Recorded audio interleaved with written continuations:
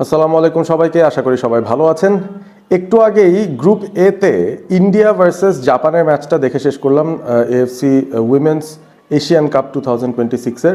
সেই ম্যাচটা কেন দেখছিলাম? সেই গ্রুপে তো বাংলাদেশ নাই, তারপরও দেখছিলাম কারণ বাংলাদেশের এখনো পর্যন্ত ওই কোয়ার্টার ফাইনালে বা টপ 8-এ যাওয়ার সম্ভাবনা আছে কি নেই সেটার উপর কিন্তু অন্য গ্রুপের পারফরমেন্সগুলো খুব বেশি ডিপেন্ড করছে।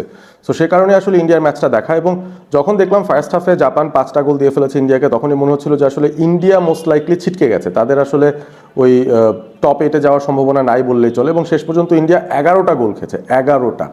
সো বোঝাই যাচ্ছে যে আসলে ইন্ডিয়া বাংলাদেশের থেকে প্রায় 50 র্যাঙ্ক উপরে থাকার পরও যেভাবে করে জাপানের কাছে বিধ্বস্ত হয়েছে, সেটা দেখে কি আরও একটু মনে হয় না যে বাংলাদেশের মেয়েরা তাদের প্রথম দুটো ম্যাচে শক্তিশালী চায়না, নর্থ কোরিয়া তাদের সাথে খেলে মাত্র 7টা গোল হজম করেছে 2 ম্যাচ মিলিয়ে? সেটা কিন্তু একটা বিশাল অ্যাচিভমেন্ট আমার কাছে মনে হয়।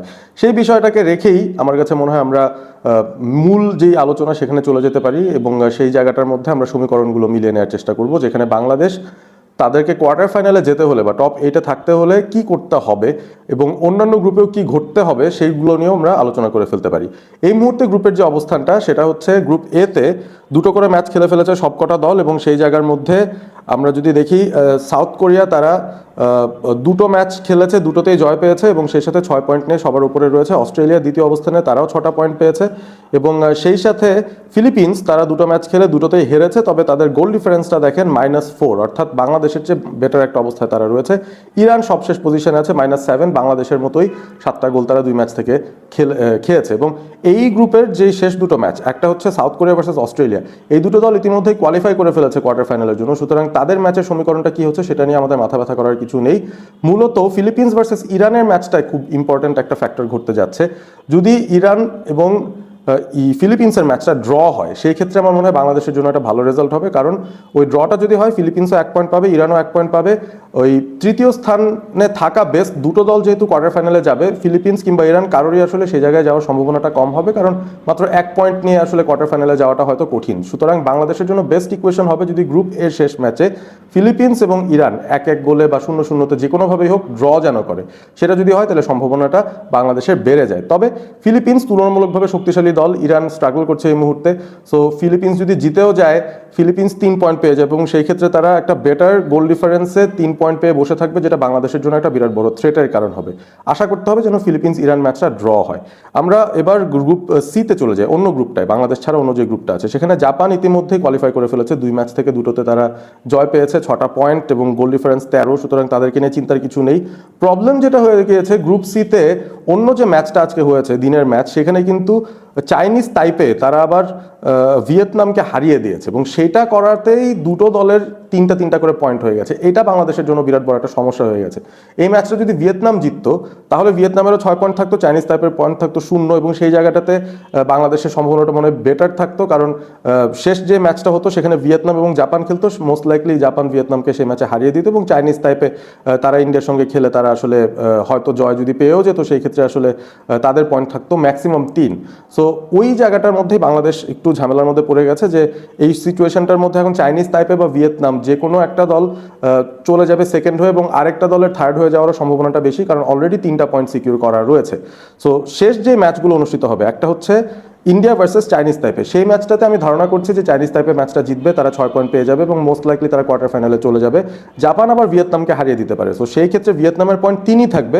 বাট এই মুহূর্তে দেখেন ভিয়েতনামের গোল ডিফারেন্সটা হচ্ছে 0, অর্থাৎ যা গোল দিয়েছে সেই পরিমাণ গোল খেয়েছে, তাদের জিডিটা প্লাসেও নেই মাইনাসেও নেই। সো জাপানের সঙ্গে ভিয়েতনাম যদি হারে, কয় গোলে হারছে সেটা একটা ফ্যাক্টর হিসেবে চলে আসতে পারে। সো যদি বড় ব্যবধানে হারতে পারে, যেমন জাপান যদি ভিয়েতনামকে 5টা বা 6টা গোল দেয়, 6টা যদি দেয়, তাহলে ভিয়েতনামের জিডি হয়ে যাবে -6। সো সেই ক্ষেত্রে বাংলাদেশের একটা সুবিধা থাকতে পারে। বাট বড় ব্যবধানে যদি ভিয়েতনাম না হারে, তারা যদি কম ব্যবধানে হারে, সেই ক্ষেত্রেও কিন্তু 3টা পয়েন্ট তাদের অলরেডি আছে, প্লাস তাদের জিডিটাও মোটামুটি একটা ভালো অবস্থায়, বাংলাদেশের চেয়ে বেটার অবস্থায় থাকার সম্ভাবনাটা অনেক বেশি। এবং সেটা যদি হয়ে থাকে তাহলে কিন্তু বাংলাদেশের ওই উজবেকিস্তানের সঙ্গে, আমরা যদি গ্রুপ বিতে এখন চলে যাই, বাংলাদেশ খেলবে উজবেকিস্তানের সাথে এবং কোরিয়া খেলবে হচ্ছে, নর্থ কোরিয়া খেলবে চায়নার সাথে। তো সেই ম্যাচের সমীকরণ দেখে লাভ নেই, ওই দুটো দল কোয়ার্টার ফাইনালে চলে গেছে। বাংলাদেশ যদি উজবেকিস্তানকে হারিয়ে দেয় সেক্ষেত্রে বাংলাদেশের পয়েন্ট হবে 3, কিন্তু গোল ডিফারেন্সে বাংলাদেশ কতটুকুই বা ফিরে আসতে পারবে। তাদের জিডিটা, তারা যদি 1 গোলের ব্যবধানে যেতে তাহলে তাদের গোল ডিফারেন্সটা -6 থাকবে, 2 গোলের ব্যবধানে যদি জিতে তাহলে -5 থাকবে। এই -6 বা -5 জিডি দিয়ে আসলে ফিলিপিন্সকে কিংবা ওই চাইনিজ তাইপেকে বাদ করে দেওয়া কিন্তু খুব কঠিন একটা ব্যাপার হবে, সেটা কিন্তু হবে না, মানে খুব ডিফিকাল্ট একটা সিচুয়েশন হবে। সুতরাং বাংলাদেশের জন্য সবচেয়ে বেস্ট ইকুয়েশন হচ্ছে গ্রুপ এ তে যদি ফিলিপিন্স এবং ইরানের ম্যাচটা ড্র হয়, সেই ক্ষেত্রে ফিলিপিন্স এবং ইরান দুটো দলই বাদ পড়ে যাবে। বাংলাদেশ যদি উজবেকিস্তানকে হারাতে পারে, বাংলাদেশের পয়েন্ট হয়ে যাবে 3, এবং সেই সাথে ওই যে চাইনিজ তাইপে ভার্সেস আপনার অন্য যে ম্যাচটা হবে, চাইনিজ তাইপে ভার্সেস ইন্ডিয়ার যে ম্যাচটা হবে, সেখানে চাইনিজ তাইপে যদি জিতে যায় তারা 6 পয়েন্ট নিয়ে চলে গেল, এবং ভিয়েতনাম যদি জাপানের কাছে কম ব্যবধানে হারে তাদের পয়েন্ট হবে 3।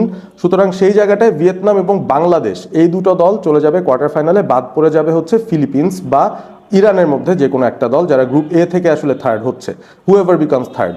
সো এই ইকুয়েশনটাই আসলে মেলানোটা খুব ডিফিকাল্ট একটা ব্যাপার। বাংলাদেশ শুধুমাত্র উজবেকিস্তানকে হারালেই হবে না, দুটো ফ্যাক্টর ঘটতে হবে। ফিলিপিন্স ইরান ম্যাচে আমরা চাইবো যেন সেই ম্যাচটা ড্র হয়, তাহলে বাংলাদেশের সম্ভাবনাটা বেড়ে যায়, এবং সেই সাথে ভিয়েতনাম এবং জাপানের যে ম্যাচটা আছে সেখানে জাপান যদি খুব বড় ব্যবধানে ভিয়েতনামকে হারাতে পারে, সেই ক্ষেত্রেও আসলে ফিলিপিন্স যদি জিতেও যায়, বাংলাদেশ ভিয়েতনামকে টপকে ফিলিপিন্সের সাথে চলে যেতে পারবে ওই কোয়ার্টার ফাইনালে। সো এই হচ্ছে একটা কঠিন সমীকরণ, কঠিন একটা হিসাব।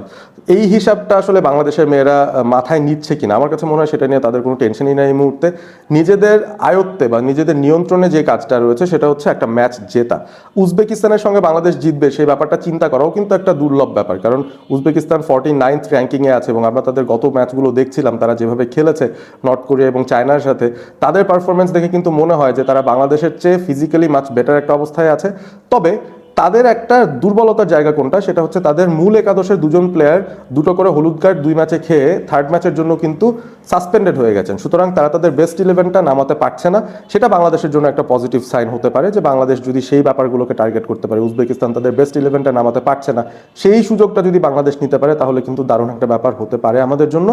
9 তারিখে বাংলাদেশ ভার্সেস উজবেকিস্তানের সেই ম্যাচটা রয়েছে, এবং বেলা 3টায় বাংলাদেশ সময় সেই ম্যাচটা অনুষ্ঠিত হবে। বাট তার আগেই আমরা অ্যাকচুয়ালি ফিলিপিন্সের ম্যাচের রেজাল্ট জেনে যাব। ফিলিপিন্স এবং ইরান তারা আগামীকাল খেলবে, এই ম্যাচটার দিকে আমাদের চোখ রাখতে হবে, ডেফিনেটলি চোখ রাখতে হবে। এবং তারপর বাংলাদেশের ম্যাচ যদি শেষ হয়ে যায়, আমরা যদি উজবেকিস্তানকে সামহাও হারিয়েও দিতে পারি, সেই ক্ষেত্রে কিন্তু আমরা আমাদের কাজটা কমপ্লিট করে রাখবো। সেই ক্ষেত্রে তখন দেখতে হবে যে ভিয়েতনাম এবং ওই জাপানের ম্যাচের রেজাল্ট আসলে কি হয়, জাপান কয় গোলে ভিয়েতনামকে হারাতে পারে। সো 3টা ডিফারেন্ট ইকুয়েশন চলছে, 3টা ভিন্ন গ্রুপেরই সবকটা ম্যাচের উপরেই বাংলাদেশের কোয়ার্টার ফাইনাল যাওয়ার সম্ভাবনাটা ঝুলছে। তবে সবচেয়ে বড় যেই কাজ বাংলাদেশের করতে হবে সেটা হচ্ছে উজবেকিস্তানকে সামহাও হারাতে হবে, সেটা যে কোনো গোলের ব্যবধানেই হোক। গোলের ব্যবধান নিয়ে আমি আসলে চিন্তিতও না, কারণ ওই জায়গাটা আমার মনে হয় না আমাদের অত অ্যাম্বিশাস হওয়ার সুযোগ রয়েছে।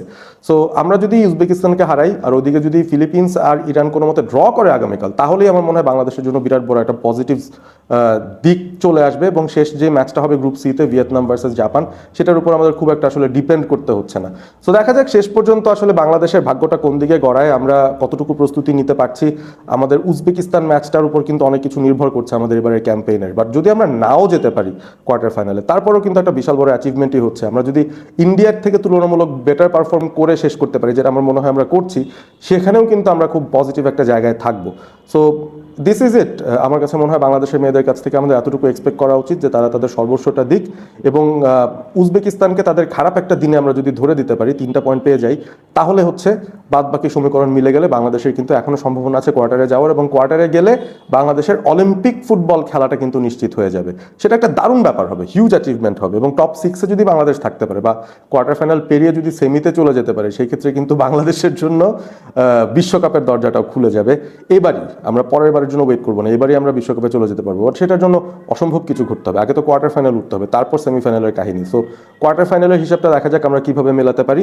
অনেক অনেক শুভকামনা বাংলাদেশের মেয়েদের জন্য, এবং আপনারা সবাই বাংলাদেশের মেয়েদের ফুটবলটা দেখবেন। আগামীকালের ফিলিপিন্স ভার্সেস ইরান ম্যাচটা কিন্তু দেখতে ভুল করবেন না, এবং তারপর দিন বাংলাদেশ ভার্সেস উজবেকিস্তান, মার্চের 9 তারিখ বাংলাদেশ সময় বেলা 3টায়। সবাই আমরা ম্যাচটা দেখব, বাংলাদেশ টিমকে সমর্থন দিব। ভিডিওটি ভালো লেগে থাকলে বন্ধুদের সঙ্গে শেয়ার করবেন এবং সাবস্ক্রাইব করবেন অল স্পোর্ট এবিপি। ভালো থাকবেন সবাই।